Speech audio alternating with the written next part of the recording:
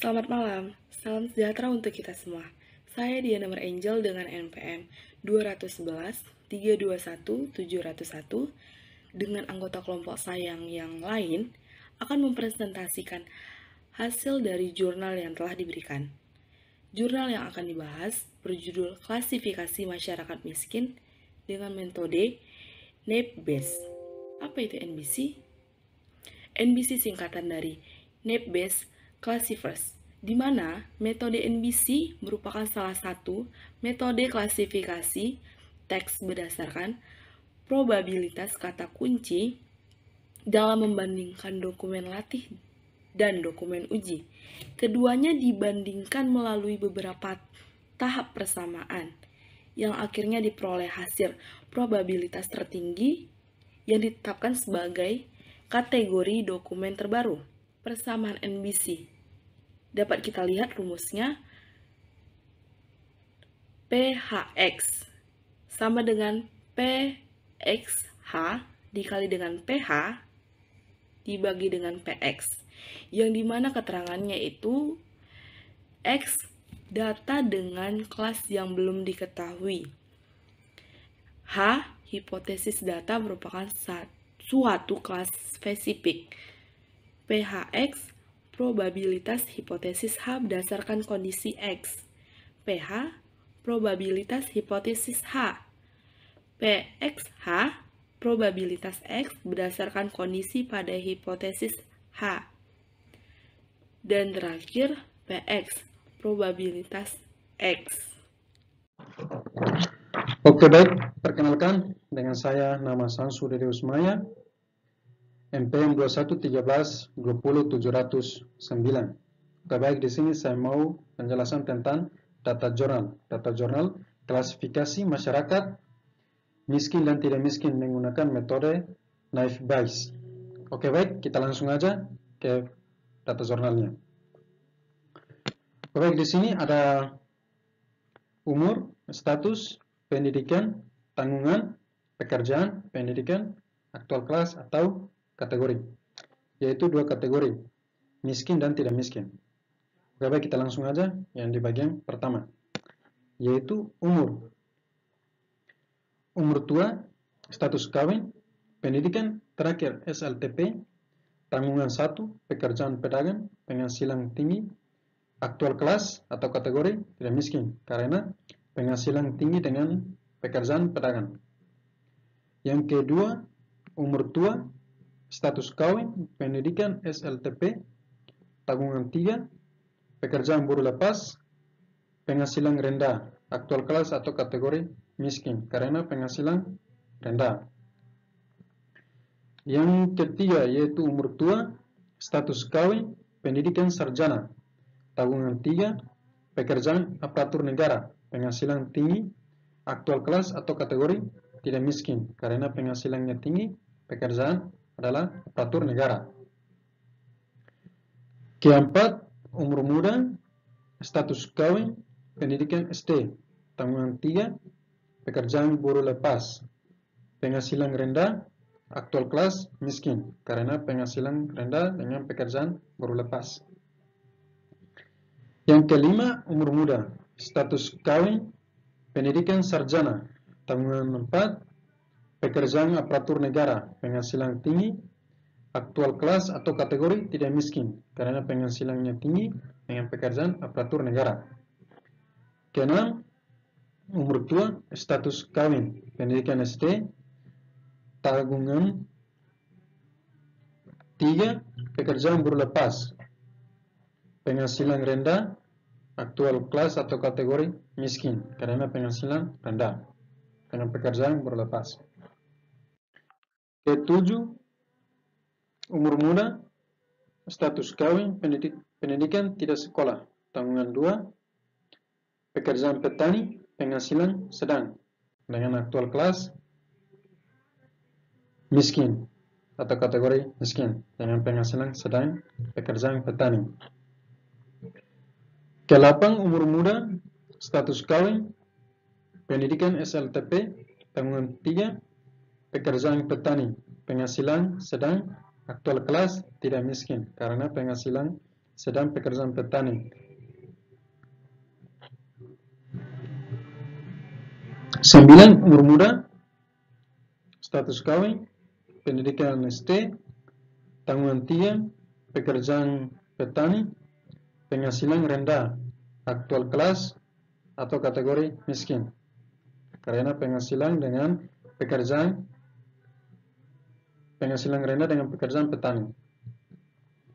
10 umur muda, status belum kawin, pendidikan ST, tanggungan 0, pekerjaan baru lepas, penghasilan rendah, aktual kelas atau kategori tidak miskin. Karena penghasilan rendah, pekerjaan tapi dari tanggungan 0.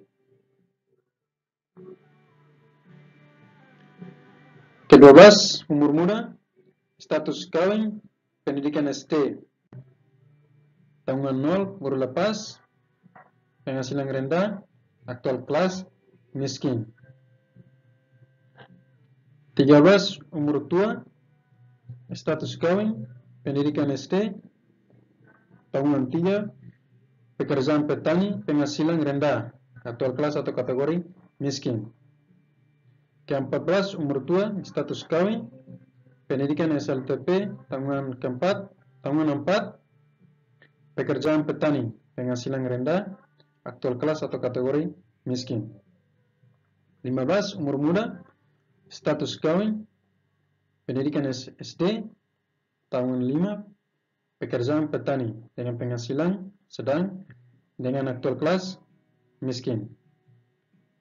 16 umur tua dengan status cerai, pendidikan SLTA, tanggungan 1, pekerjaan tidak ada, penghasilan tidak ada, kategori atau aktual kelas miskin karena pekerjaan dan penghasilan tidak ada.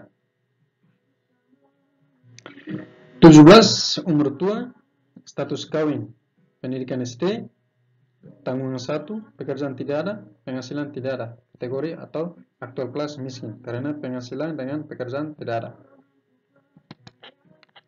18 umur tua, status cerai, pendidikan SLTA, tanggungan 2, pekerjaan tidak ada, penghasilan tidak ada, kategori miskin karena penghasilan dengan pekerjaan tidak ada dengan tanggungan 2. 19 umur tua, status cerai, pendidikan ST, tanggungan 2, pekerjaan tidak ada, penghasilan tidak ada, kategori atau aktual kelas miskin karena penghasilan dengan pekerjaan tidak ada dengan tanggungannya 2. Oke baik, inilah penjelasan dari data jurnal. Sekian dan terima kasih. Dengan saya memberikan kepada rekan-rekan selanjutnya. Baik, dari saya terima kasih. Saya Renaldi Setia Pinandita akan melanjutkan menjelaskan tentang perhitungan data yang berpotensi tidak miskin. Untuk kategori yang tidak miskin, terdapat 5 dari total 19 data yang terdapat pada jurnal. Kemudian ini untuk hasil semuanya akan dikalikan 100%.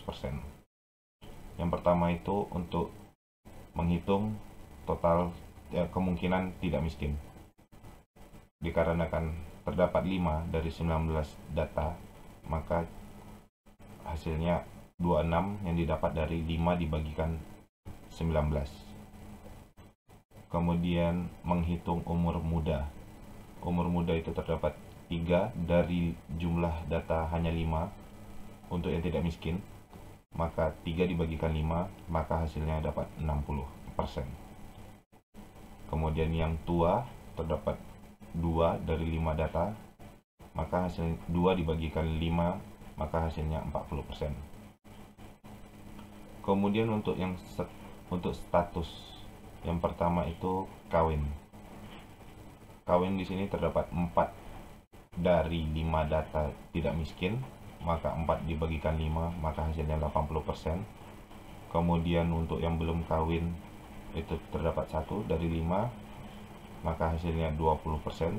Untuk yang cerai tidak ada, maka hasilnya 0.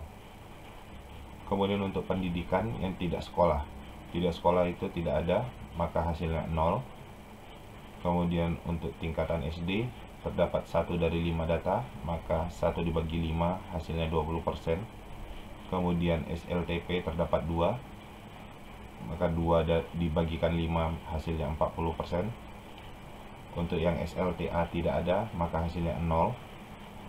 Untuk yang sarjana terdapat 2, sama seperti SLTP, maka hasilnya 40%. Kemudian untuk jumlah tanggungan yang 0 hanya terdapat 1 dari 5 data, maka hasilnya 1 dibagi 5 hasilnya 20%. Kemudian sama dengan yang 1 hanya 1, hasilnya 20%. Kemudian 2 tidak ada, maka hasilnya 0. Kemudian 3 terdapat 2 dari 5 data, 2 dibagi 5 maka hasilnya 40%. Kemudian yang 4 terdapat 1, maka hasilnya 20%, 1 dibagi 5. Kemudian yang 5 tidak ada, maka hasilnya 0. Kemudian untuk pekerjaan yang pertama, aparatur negara, terdapat 2 dari rakyat yang tidak miskin, jumlah datanya 5, maka 2 dibagi 5 hasilnya 40%. Kemudian buruh lepas hanya 1, buruh lepas, petani, pedagang yang masing-masing 1, maka terdapat masing-masing hasilnya 20%. Kemudian untuk yang tidak ada pekerjaan, itu tidak ada, maka hasilnya 0. Kemudian untuk penghasilan yang pertama, tingkatan rendah, hanya terdapat 1, maka 1 dibagikan 5 hasilnya 20%. Kemudian dengan sedang sama dengan yang rendah, hanya 1, maka hasilnya juga 20%. Untuk yang tinggi terdapat 3 dari 5 data, 3 dibagi 5 dapatnya 60%. Untuk yang tidak ada, maka hasilnya 0. Nama saya Dara Nugri, saya akan melanjutkan hasil presentasi dari kelompok kami. Di sini saya akan menjelaskan tentang perhitungan data yang berpotensi miskin, di mana kita sudah mendapatkan hasil data dari tabel berikut. Kemudian kita akan menghitung untuk mendapatkan hasil presentasi, di mana kelas misal untuk miskin itu kita mendapatkan 74%, di mana hasilnya kita dapat dari jumlah data jurnal kita bagi dengan kemungkinan miskin, yaitu data jurnal 19 dibagi dengan 14, kita mendapatkan hasil 74%. Kemudian kita balik lagi untuk ke status, di mana di sini untuk kelas miskin di sini ada muda, di mana untuk muda itu ada 6 data, kemudian 6 data kita bagi dengan 14, dan kita mendapatkan hasil 43%. Kemudian untuk yang tua ada 8 data yang kita bagi dengan 14, kita mendapatkan hasil 57%. Kemudian kita lanjut untuk di status, dimana di sini untuk status kawin memiliki data 10, kemudian dibagi dengan 14 dan kita mendapatkan hasil 71%. Dan untuk belum kawin di sini datanya hanya 1, sehingga mendapatkan persentase 7%. Dan untuk cerai di sini ada 3 dan hasilkan persentase 21%. Kita lanjut lagi untuk ke tabel pendidikan, di mana di sini untuk data tidak sekolah hanya 1, mendapatkan hasil persentase 7%. Dan untuk SD di sini ada 9, terbagi dengan 14 dan mendapatkan hasil 64%. Dan untuk SLTP di sini ada 2, mendapatkan hasil 40%, dan sama untuk SLTA juga ada 2, mendapatkan hasil yang sama 14%. Dan untuk sarjana tidak ada, sehingga menjadi 0. Dan kita lanjut untuk ke tabel tanggungan, di mana tanggungan untuk 0 orang di sini ada 1, sehingga mendapatkan prestasi 7%.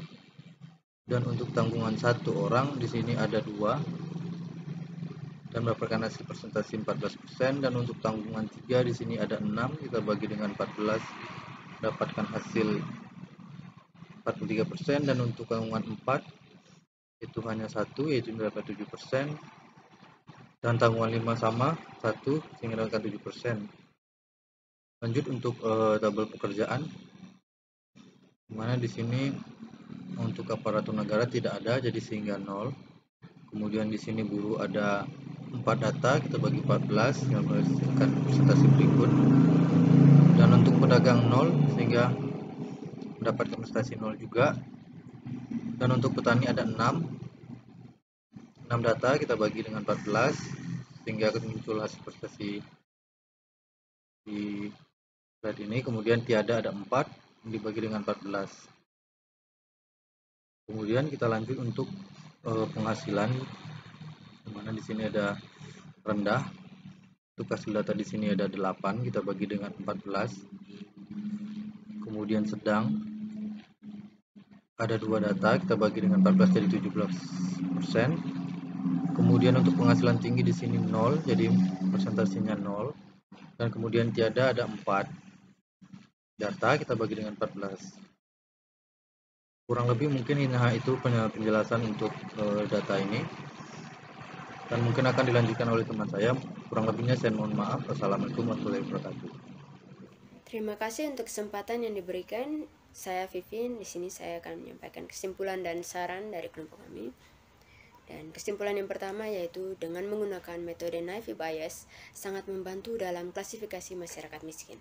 Yang kedua, berdasarkan data jurnal yang sudah dijelaskan rekan-rekan saya, dapat dilihat hasil-hasil perhitungannya sangat jelas dengan menggunakan metode Naive Bayes. Dan yang ketiga, berdasarkan hasil pengujian penggunaan metode klasifikasi Naive Bayes terhadap dataset yang telah diambil pada objek penelitian, diperoleh tingkat akurasi 73% atau dapat dikatakan termasuk dalam kategori bagus. Berdasarkan hal tersebut, dapat dinyatakan bahwa sistem klasifikasi yang dibangun dapat digunakan sebagai bahan masukan bagi pengambil keputusan. Dan saran yaitu pada penelitian lain diharapkan dapat digunakan dataset dalam jumlah yang besar atau dengan sejumlah variabel lain guna meningkatkan performa dari metode yang digunakan, dan dapat menggunakan algoritma lainnya mengingat nilai akurasi yang masih berada pada angka 73% yang masih bisa untuk dilakukan penelitian lebih lanjut menggunakan metode-metode lainnya. Demikian presentasi dari kelompok kami. Saya beserta rekan-rekan mohon maaf jika ada kesalahan, dan terima kasih untuk kesempatan yang diberikan kepada kelompok kami untuk melakukan presentasi ini. Sekian dan terima kasih.